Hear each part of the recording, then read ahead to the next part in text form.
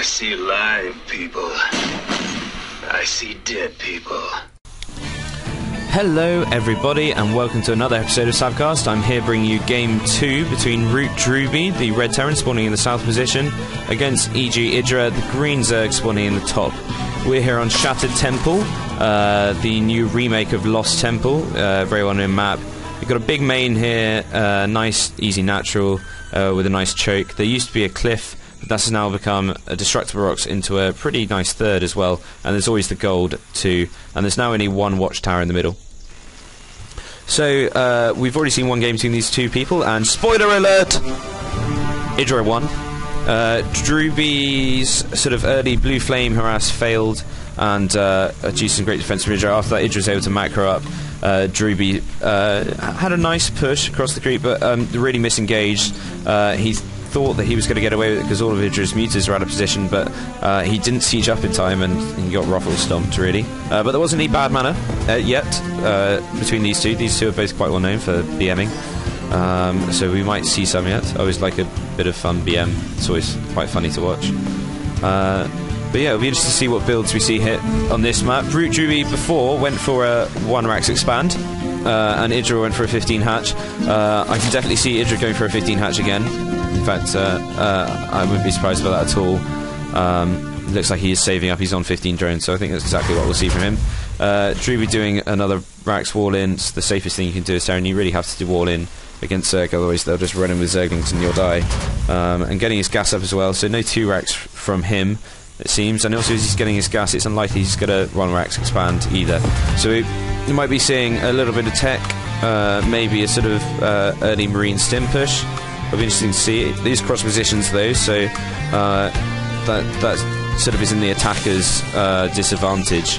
And EGIdra is getting his hatch up now. EGIdra scouted with his overlord, knows Drewbie's not over here, and we'll soon find out that he's in the south position. Drewbie going to be finding out where EGIdra is very soon as well. EGIdra not going to be able to get through though. Marine comes out just in time, and the Supply Depot's there to block off anyway. Drewbie sees the fast expand, and puts down a bunker actually. This is interesting. Normally you do this behind a sort of 2 racks. You do a 2 racks bunker push, but I think Drewbie might just be faking this just to annoy EGIdra a little bit, because you can always cancel it or salvage the bunker. EGIdra very sensibly only bringing 2 drones right now. I think that's a very sensible thing to do, and he sort of drives the SCV away. 1 Marine coming in, but sort of he's not going to be able to do very much damage at all. This bunker's going to go down pretty easily. Drewbie really just being annoying. And EGIdra now producing 6 Zerglings, is going to deal with that easily, and all this is going to have to retreat. So just a little sort of feint by Drewbie really. Behind that he's putting up his factory, pumping more Marines, just to be safe. And EGIdra now going to have some map control with his Zerglings coming out. Gas only just going out. He's not quite good enough for speed yet, but I'm sure we'll see that being researched pretty soon. Second Queen coming out at his expansion. He's going to want to spread creep between the two. Zerglings coming in. Oh, a nice number of Marines actually for Drewbie, so Zerglings not going to be able to scout. He's not going to know whether that was a sort of 1 Rax feint into an expand, or whether this is he's actually going to be teching up, and he's going for the Destiny Cloud Fist build, as Husky says, or the 1-1-1.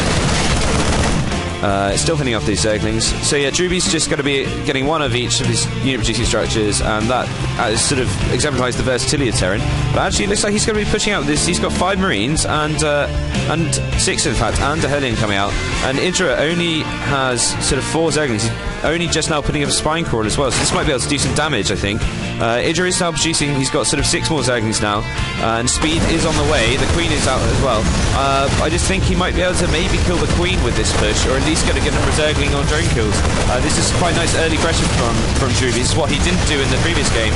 They're getting several Zergling kills now. The Queen on quite low health, having to cancel the Spine Crawler as well. So Drewbie now getting further and further into EGIdra's expansion.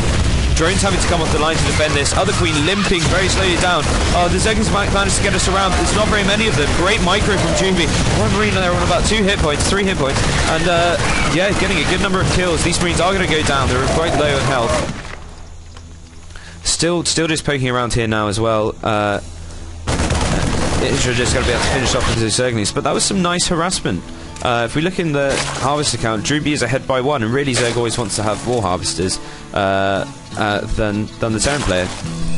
And not just that, Drewbie's now going for a Banshee. He's not getting cloaked just yet, but this is really nice early harassment. Oh, a huge number of speedlings coming out for EGIdra. He's going to see if he can poke up this ramp, I think, but Drewbie's just switched over to get his tech lab so he can get Stim out. And EGIdra's, although there's only 1 Marine there, EGIdra's going to sort of find it's a no-go, although he might be tempted to sort of think about maybe busting it down with some Banelings, but I don't think that's his style really at all. Drewbie very cautiously pulling off some SCVs to repair, and here comes the Banshee now. He still hasn't got Cloak. 1 Banshee against 1 Queen will win, so he's just going to be able to shoot this one down, unless EGIdra's got another one somewhere and be able to micro, but that Queen's going to go down, and now we're going to see how many kills this Banshee can get. Leia on its way, so no Hydras or anything out, and I don't think he has an Evo chamber either, so this Banshee's really doing some great damage. 4 kills already. He's just going to able to own up. Zerg do lack anti-air really early on. Once you sort of lose a Queen or two, it becomes really hard. So I really like this sort of transition from Drewbie, from the early push into the Banshee. EGIdra is bringing down these rocks, so it looks like he wants to take on the gold, but this spawning pool might be in a bit of trouble. Where is another Queen coming out now? It's going to be able to deal with this because Banshee was on very low hit points. 5 kills, paid for itself, took out a Queen, delayed things for EGIdra, delayed a lot of mining, forcing out a lot of drones to leave. So that was a really nice play.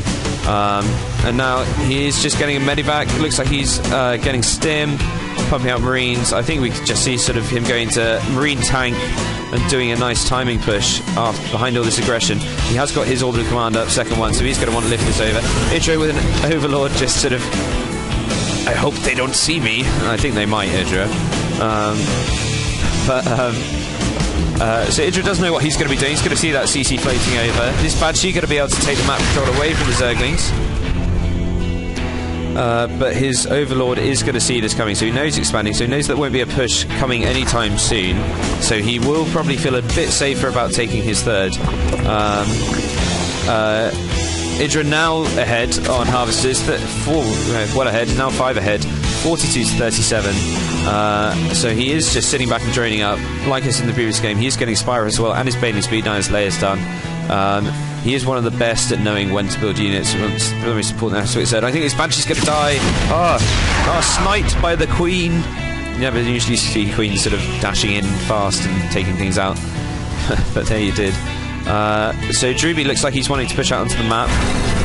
His Banshee saw that there wasn't really anything at EGIdra's front. And he's Zerglings breaking down these rocks in case EGIdra feels like taking a 4th there, or putting his 3rd down there. Siege is not quite done yet. It's only just been started actually, and +1 on the way, but this looks like another nice push from Drewbie. EGIdra now producing 16 Zerglings and some Banelings and a couple of Mutas, so it'll be interesting to see what this can do. I have a feeling the Banelings might be extremely effective, especially if C-Tech's not done. There's the Stim. Great around by EGIdra. He's going to be able to trap the Zerglings, and in come the Banelings. Lots of Marines going down, although that's not too bad a split. Nice split there from Drewbie, and still a few Marines left. Those Mutas are going to get taken down by that number of Marines, I think. Zerglings are going to have to come in and finish up. But really, if we look into the units lost tab, EGIdra is just lost a few more resources worth of units. However, he now is behind on workers as well by 2. So this early constant aggression is really nice from Drewbie. This is what you have to do to a good macro player like Zerg like EGIdra. You can't let them sit back, because that's what Drewbie did in the first game. Once his Blue Flame Hellion Harass had failed, that was it. He didn't push anymore, and that just let EGIdra feel very comfortable. Muta's coming in now, taking out this missile turret before it could go up. Marine's going to stim in though and be able to take this out fine. Medivac's going to be there to heal them. EGIdra now taking 3rd at the gold. I think that's fine. I think he needs to get a 3rd up, definitely, and it's easy enough to take the gold on this map. And he does now have map control from the Mutalis. I think Drewbie now looking actually to sorry, something in my throat. Now looking to take his 3rd by breaking down these rocks. I really liked this change when they brought this into the map as a Terran. Because the 3rd for me, yeah, it's okay, the gold, but sort of I like having all my expansions in a row like this, like it is on the new map Terminus Re as well. And it's a really nice. It's so easy to defend this as Terran. It's really simple. Drewbie looking like that's where he's decided to go for, not going for the gold, not going to break down the rocks. Putting on a couple more barracks. I expect we'll just see reactors in those. I can't imagine he's going to get stuck getting some Marauders out now. Starport just building a reactor so we can pump out double the load of medivacs, and these meters being driven away by some nice defense from Drewbie. EGIdra doing a good job of making him stim up low and draining the energy on the medivacs. That's what you want to do. So EGIdra's third is now up, just producing a few more banelings. Drewbie now a bit behind, 500 resources behind in units lost. I don't know if he cancels some buildings or something. Maybe it's just this. Oh no, it would have been this. The turrets and things that he's lost to EGIdra's meter harass. But here comes a strong push from Drewbie by the looks of it. Big number of Marines. Oh, meter's dying. He might be able to snipe that tank if he's careful. He does have some great meter micro EGIdra. +1 armor, just about to finish. 22 Zerglings being produced now.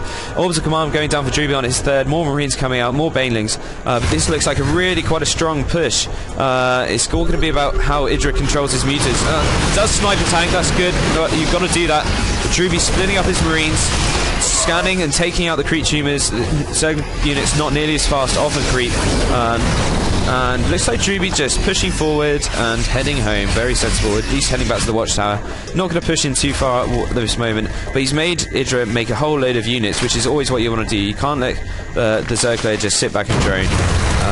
So nice play, although EGIdra is now just producing 7 drones at once, because that's what he does. Oh, Muta's getting caught out there. EGIdra is being a little bit sort of lax with his meter control. He's losing more than I'd probably like him to. And so nice siege up from Drewbie, no units able to get through there, and more meters going down, just pushing forward with a few units of Marines. You don't want to have your whole lot open. Oh, nice flank there by the Zerglings. The Banelings going into the tank. They don't want to go into the tank, they need to take out these clumps of Marines, and there's no more Banelings out, and just Mutas now. And Drewbie's been left with a good number of Marines. I think EGIdra really sort of misengaged with those Banelings there. And now Drewbie's just going to be able to stim in and take out EGIdra's third, and there's not going to be much he can do about it. He might be able to come in and snipe the tank, but no, Drewbie's control's too good, splitting up his Marines there and stimming again. And really, although his Marines are really injured there, his third is gone now for EGIdra. He was trying to get up a fourth just here, and EGIdra just leaves the game without GGing. That's what I love about him, his BM. I used to think he was a bit of a dickhead, but now I find it quite amusing. And I'm not surprised he's doing it against Drewbie either. They do have a bit of history, but that was quite hilarious. He just leaves the game. This is a tournament.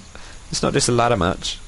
Anyway, so yeah, I think Drewbie played much better this game. He sort of had this constant harass. He faked the bunker push, wasn't ever going to commit to that, then followed it up with a nice Marine Hellion push, just constant harass, kept on pushing forward, not letting EGIdra feel comfortable, and then actually sort of, when he was here, I think EGIdra felt there was a time when he could attack, but he sort of misengaged. About 4 or 5 Banelings smashed into a tank there, and they really needed to be there to clean up these Marines. If you clean up these Marines, the Mutas could have done the rest, because there only would have been a few more Marines left and a tank, and that would have been the end of the push. Drewbie wasn't really sort of going for the kill. He expanded behind that, but the way EGIdra sort of fought that out, he was able to win the game. So, looks like we're going into the final game, Game 3. That will be coming up next. Thank you for listening to Savcast, and goodbye.